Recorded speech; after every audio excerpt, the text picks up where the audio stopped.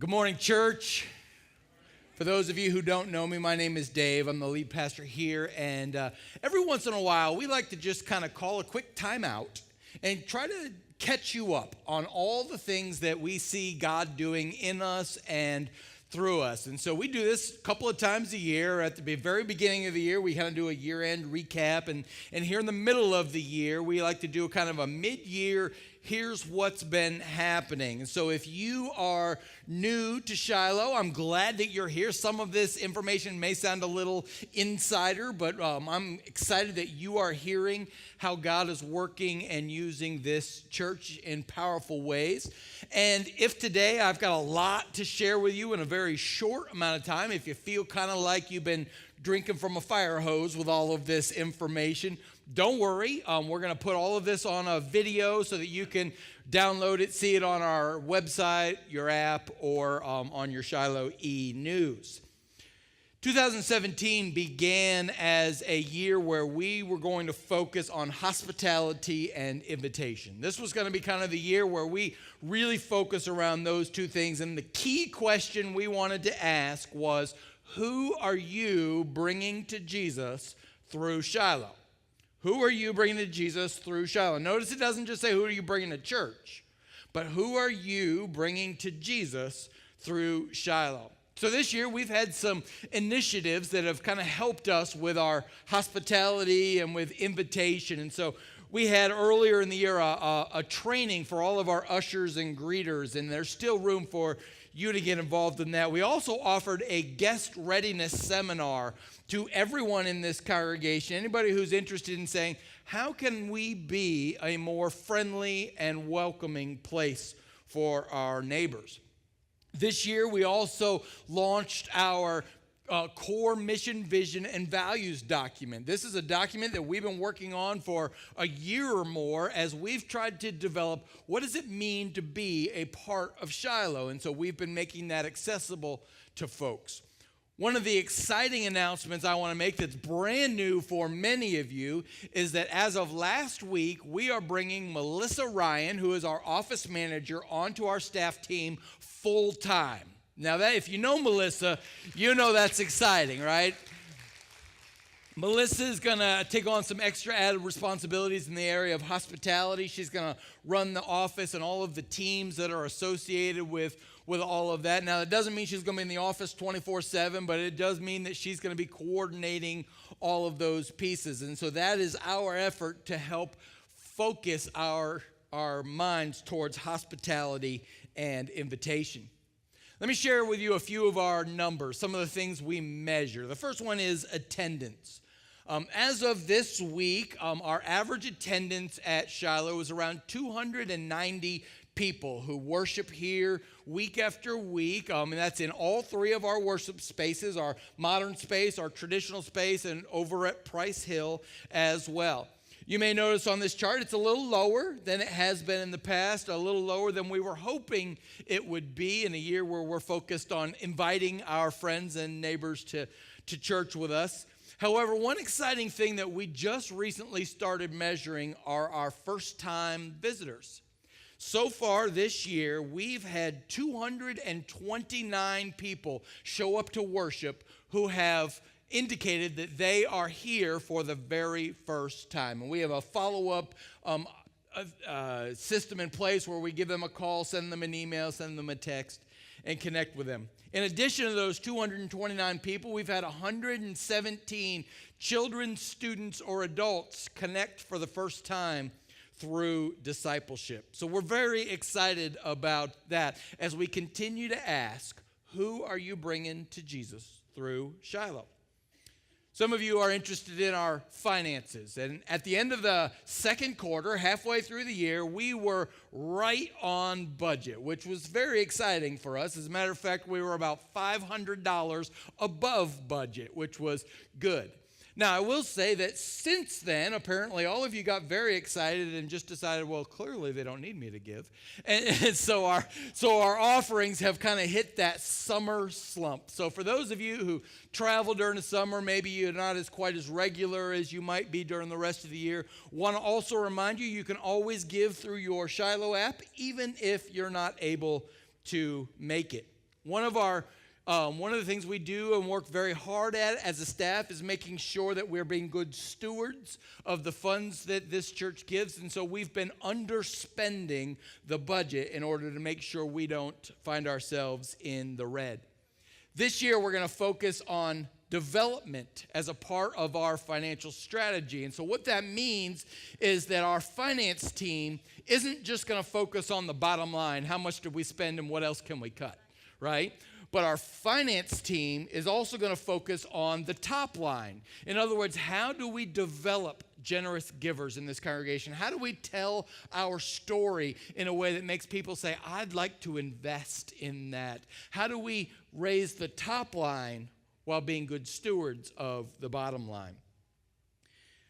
For many of you, you know this church owns a significant amount of property. This building, our Price Hill building, and a couple of parsonages or homes in which our pastors live. And let me give you an update on one of our parsonages. For over a year, the leadership board and the trustees have been wrestling with how can we be the best stewards we can be of the resources and the properties that God has given us. As we own two parsonages, one that I live in on Treeview Drive and one that Pastor Brent has lived in over on Halidon Hill. This last April, Pastor Brent and his family realized a lifelong goal of theirs to become homeowners. Yay for Brent. Good luck with that mortgage. Anyway, when they moved into their new home, that left the Halidon Hill house vacant. And so we had a property appraised by a real estate agent. We had our trustees inspect the property. We had our finance team working on the best use of those resources. And as we looked into this, there are two key learnings that we discovered. The first one was that as a church, we may not have done the very best we could at maintaining, updating, and improving the properties that we own, especially the ones you all don't see every Sunday morning, right? Our parsonages. And so they're in need of some updates. There's been some leaks. There's been some issues. Like all of our homes, the older they get, the more challenging they become.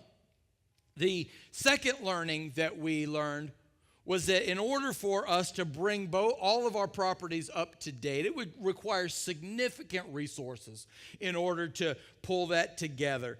And so after a lot of research, a lot of prayer, a lot of conversation, and a lot of advice from professionals, our leadership board a couple of weeks ago voted to agree with our finance team and our trustee team to sell the Halidon Hill parsonage and to reinvest the funds from that parsonage into some major capital issues we have in this building, in our Price Hill building, and in the parsonage that we are keeping. Now, there'll be some initial investment we'll need to make in order to get the best price. We've got to paint and do all those things you got to do when you sell a house. But all of those investments will be reimbursed through the sale of the home. Our leadership board was very concerned, and it was very important to them that we communicate this as well as we could to all of you so nobody gets surprised. So this video will be put on the website and our app so that everybody can kind of go back and see it. And as always, everyone is invited to our monthly leadership board meetings. Those are open meetings. They happen every third Tuesday of the month. We bounce back and forth between our Delhi and our Price Hill campuses. So our next meeting will be August 15th at Price Hill. And everyone who comes has a voice in that. Let me tell you a few of the exciting things that are happening in ministry areas. Our children's ministry continues to be the place where we believe God is doing amazing things. We know that as our children's ministry grows, so grows our church. So this year we had hundreds and hundreds of families come through this church through our Upward basketball program. Our vacation Bible school, we had over 220 kids participate in that. And the most exciting thing was that 120 of you, adults and students, participated as leaders in our vacation Bible school. Our discipleship team has been updating our safe sanctuaries policy so that our children's ministry is not only the most amazingly fun place on the planet, but also incredibly safe for our children and our families in today's world. And we are, as you may know, because of a vacancy on our children's ministry team, we are looking for a superhero to join our team. Notice I said superhero because we only want the best working with our kids. So if you're thinking, hey, I know somebody who would be amazing, check out our job description online and send that to them and have them give us a ring. In our student ministry, there are some incredibly exciting things happening. You're seeing our students participate more and more. This year, the after-school program has continued to grow and blossom, where hundreds of kids from Delhi Middle School come over every month and get connected to each other and to Jesus. This year's mission trip and camp experiences were amazing for our kids, so much so that last week we did 2 baptisms right here for 2 of those kids who gave their lives to Jesus for the very first time. Now, I don't want to give too much away in the area of student ministry because I have great news for you. Next weekend, on Sunday, Tim House, our youth pastor, let me hear it for Tim House. Woohoo! Tim House is going to be bringing the message next week, and I'm guessing he's going to want to talk to you a lot about what God is doing in student ministry, so don't miss church next week. Over at our Price Hill campus, this year we invested some time and some staff energy around our children's ministry at that campus, and we've been watching that grow in amazing weeks. We had an Easter egg hunt, and all summer long that we're having a Live Free program where students can come and learn and eat and grow all during the summer. We're also exploring a Whiz Kids program that will come to our Price Hill campus that we're very excited about as well. Worship continues to be one of those amazing moments through our Price Hill campus. And I've got really good news for you. For all of you who were here at Worship on the Lawn and you got to meet some of our Price Hill worship leaders, on Sunday, September 10th, we're not only doing a pulpit swap, but we're doing a music team swap. So our worship team here at Delhi is going to go lead over at Price Hill, and their worship team is going to come lead over here. And so you'll get to experience what that is like. In the area of discipleship, we're very excited about what God is doing. This summer, we've launched 8 life groups, different groups all over the course of the church, and there'll be more coming this fall. I'll be leading this fall a study called Experiencing God by Henry Blackaby, which is a classic study, a really powerful book. And there's a sign-up list right over here on the table on the side if anybody's interested in getting involved in that. The thing I'm most excited about, though, in discipleship is our baptisms and memberships. As of last week, we've baptized 14 people in this church through this year. That's as many as we baptized all year last year. And we've welcomed 22 new people into worship this year. Isn't that exciting? I think that is super cool. Having our portable baptismal pool, we've been able to use that in all 3 of our worship spaces, and we even used it outside on the front lawn during worship on the lawn. Our preschool continues to be an amazing ministry. This year, we graduated 60 children from VBS. 20 of them came back for Vacation Bible School, and we've received our 2-star accreditation for our preschool, which is a pretty big deal if you know anything about preschools. Anybody feel like you're drinking from the fire hose yet? You're like, really? We did all this stuff in 6 months? This is crazy. Let me give you one last thing to think about. One of the things that we try to focus on is making sure we're communicating more clearly to our congregation. And so this year, Pastor Brent has been incredibly helpful in helping us launch our Shiloh app, which is an amazing tool for communication. We can send notifications. There's all kinds of information and resources. You can give on the app. You can check in on the app, all kinds of things that can do. We're also launching a new email system that you can sign up for. The QR code and the website is in the bulletin, and we want to invite all of you to receive our bi-weekly newsletter through email. And if you don't get email, we'll print one off for you. Lastly, those attendance pads that Brent talked about, let me tell you why those are so important.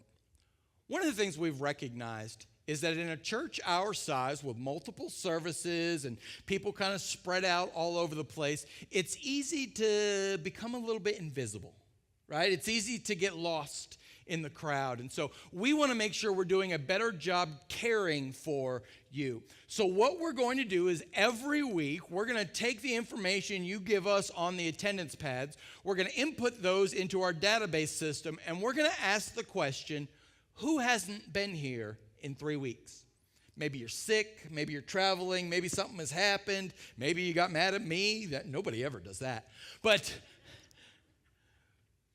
we want to make sure we're following up so nobody just falls off the radar. And we're putting together a system where if you start kind of disappear for a while, we're reaching out to you and connecting with you. So please make sure every week you're being very faithful to fill out the attendance pads or do it online, because here's what's going to happen. You're just going to pass that attendance pad down a couple of weeks in a row, and all of a sudden you're going to get a postcard from me saying, hey, we've been missing you in worship. And you're going to call me and you're going to say, what do you mean missing you in worship? I've been there every week. And my first question will be, did you sign the attendance pad? So we want to invite you to do that, not just so that we can keep our database up to date, but so we can care for you. We don't want to miss you in the process of doing life together. You know, church, God is on the move. And if you're as excited as I am about what God is doing, I want to invite you to continue to ask the question, who am I bringing to Jesus through Shiloh Church? Because God is up to something here, and people you know need to be a part of this. Amen?